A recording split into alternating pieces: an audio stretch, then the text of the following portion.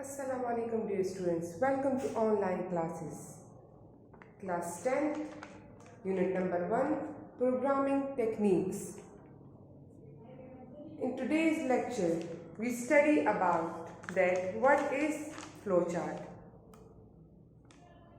So, first of all, the definition of a flowchart is actually the diagrammatic or symbolic representation of an algorithm. तो flowchart को समझने के लिए सबसे पहले हमें एल्गोरिथम को समझना होगा कि एल्गोरिथम क्या है. Algorithm is basically the step by step process to solve a problem. हमारे पास प्रोग्रामिंग या उसके अलावा कोई भी प्रॉब्लम आता है कंप्यूटर के अंदर, उसको जब हम in a sequence of steps solve करते हैं और उसको सॉल्व करने के बाद एक डायग्रामेटिक रिप्रेजेंटेशन, एक डायग्राम की फॉर्मेट देते हैं, तो उस सूरत में वो जो स्टेप वाइज ऑपरेशन है वो हमारे पास एल्गोरिथम कहलाता है. और जब हम उस एल्गोरिथम को एक डायग्राम की शक्ल देते हैं तो वो हमारे पास क्या कहलाता है, वो हमारे पास फ्लो चार्ट कहलाया जाता है. It is a type of diagram representing the whole process by different symbols which contains information about the steps of events in a program.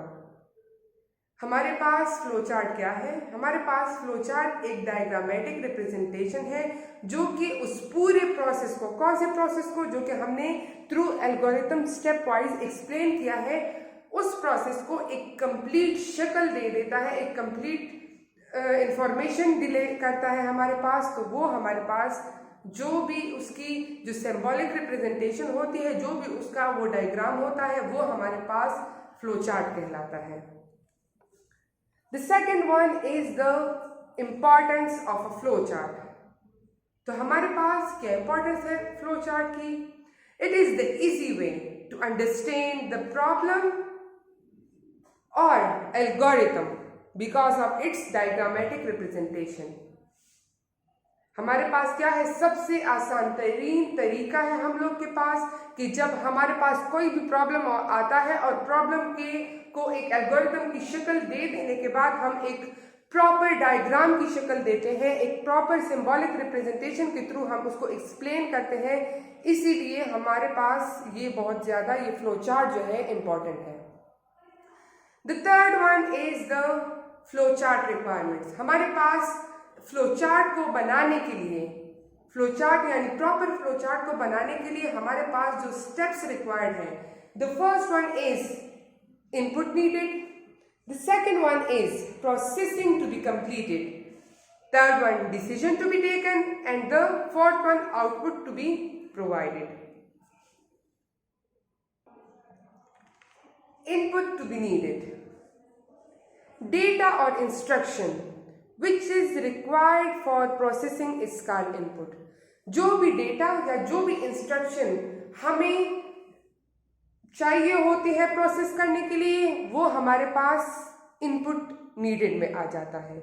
मगर developer is responsible to know that what exactly the input is. Input तो हमारे पास आ जाता है, लेकिन अब developer, कौन developer? Flowchart developer ये बात डिसाइड करेगा कि हमारे पास जो इनपुट आया है उसमें से जो पॉइंट है जिस पर हमने प्रोसेस को परफॉर्म करना है, वो इनपुट क्या है, कि इनपुट का असल मतलब क्या है इस रिक्वायरमेंट्स में. So the example of input to be needed is from the book page number, sorry, the example is on page number 21. The example is, if the given problem is to find the area of a circle, then the required input will be the radius of the circle. हमारे पास जब हमने circle का area find out करना है, तो उसके लिए हमारे पास इनपुट क्या है? इनपुट हम लोग के पास है radius r. The second one is processing to be completed.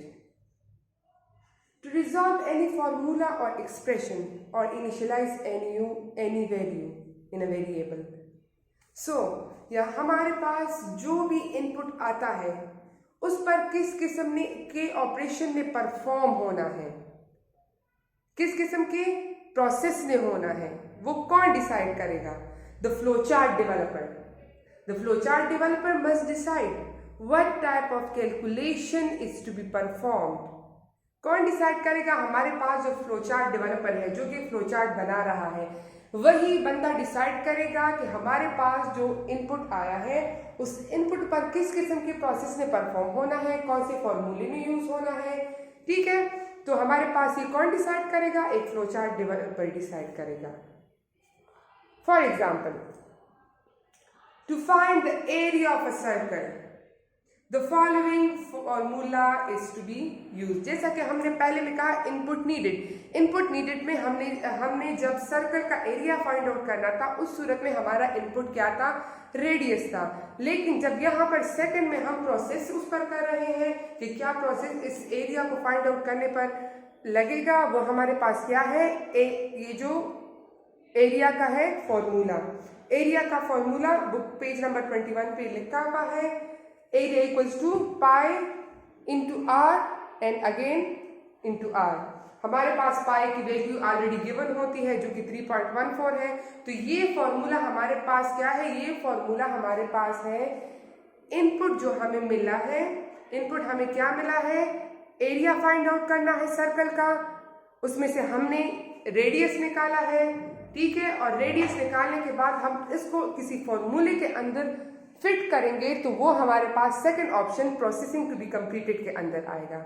The third one is decision to be taken. जब भी हमारे पास डिसीजन की बात आती है, so one thing keep in mind कि यहाँ पर हमारे पास ट्रू और फॉल्स की बात आएगी. ट्रू और फॉल्स का मतलब है कि किस वक्त प्रोसेस ने परफॉर्म होना है और किस वक्त प्रोसेस ने परफॉर्म नहीं होना. For example, finding the result of a student, decision is required to be taken on percentage marks. हमारे पास अगर हमने किसी स्टूडेंट्स का क्या फाइंड आउट करना है? परसेंटेज उसकी फाइंड आउट करनी है.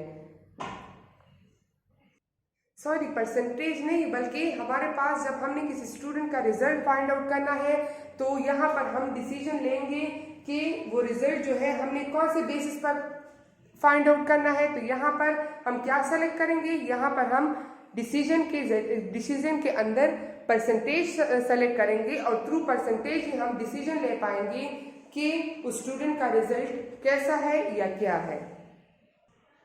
और साथ में हम ये भी कहेंगे कि अगर परसेंटेज जो लेस देन 40 है तो परसेंटेज जो ग्रेटर देन 40 है वो हमारे पास रिजल्ट पास में आएगा. अदरवाइज 40% से नीचे स्टूडेंट्स फेल में आएंगे. तो ये यहाँ पर हम क्या करेंगे? डिसीजन लेंगे. डिसीजन कौन से बेसिस पर लेंगे? डिसीजन रिजल्ट के बेस पर और रिजल्ट में से परसेंटेज मार्क्स के बेस पर लेंगे. अगर परसेंटेज मार्क्स 40 से ऊपर है, 40% से ऊपर है, तो उस सूरत में consider that student pass, otherwise the student will be failed. So the fourth one is output to be provided. Output is actually called the result. The flowchart must provide the required output in the end. यहाँ पर हमारे पास output क्या है? जब भी input आएगा, input में से हमारे पास जो इनपुट हमें स्पेसिफिक चाहिए वो फाइंड आउट करेगा. कौन करेगा? फ्लोचार्ट डेवलपर करेगा. उस पर प्रोसेस परफॉर्म होगा. किस चीज पर प्रोसेस परफॉर्म होगा? जो हमारे पास इनपुट आया है.